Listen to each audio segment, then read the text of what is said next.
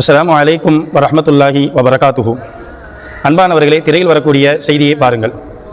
ஒரு சேவல் தன்னை வளர்க்கக்கூடிய அந்த குழந்தையினுடைய உணவு தட்டு அருகாமையில் இருக்கின்றது.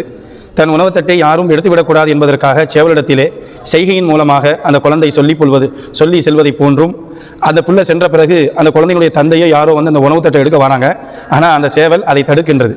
இந்த காட்சியை பார்க்கும்போது தன் நண்பருக்கு எதுவும் நேர்ந்து விடக்கூடாது என்று அந்த சேவல் அந்த குழந்தையை நண்பராக ஆக்கிக் கொள்கிறதோ என்ற அளவுக்கு பாசமும் நேசமும் அந்த சேவலின் மீதும் அந்த குழந்தையின் மீதும் ஒன்று கொண்டு பிணைந்து இருக்கின்றது.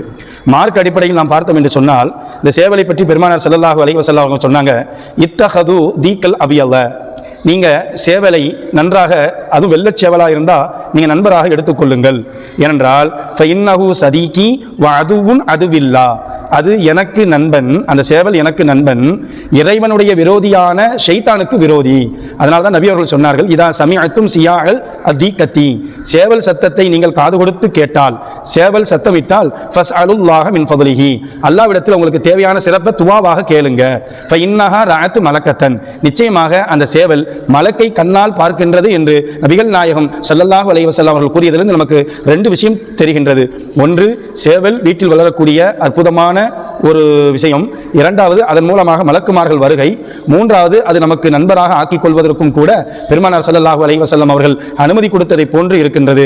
அதோடு மட்டுமில்லாமல் நபிகள் நாயகம் ஸல்லல்லாஹு அலைஹி வஸல்லம் இப்படி சொன்னாங்க, சேவ கோழி எந்த வீட்டில் இருக்கிறதோ அந்த வீட்டிலே லா யுகர்ரிபுஹா ஷைத்தான் வலா சாஹிர், ஷைத்தானும் உள்ள வரமாட்டான், இன்னும் சூனியம் செய்யக்கூடியவருடைய சூனியமும் பலிக்காது என்று பெருமானார் ஸல்லல்லாஹு அலைஹி வஸல்லம் சுப செய்தி இருப்பதினால், எனவே நாமும் நம் வீட்டிலே இதுபோன்று மற்ற உயிரினங்களின் மீது பரிவோடு அன்போடு இருக்கக்கூடிய பாக்கியத்தை தந்தல் புரிவானாக அல்லாஹ். அஸ்ஸலாமு அலைக்கும் வரஹ்மத்துல்லாஹி வபரகாத்துஹு.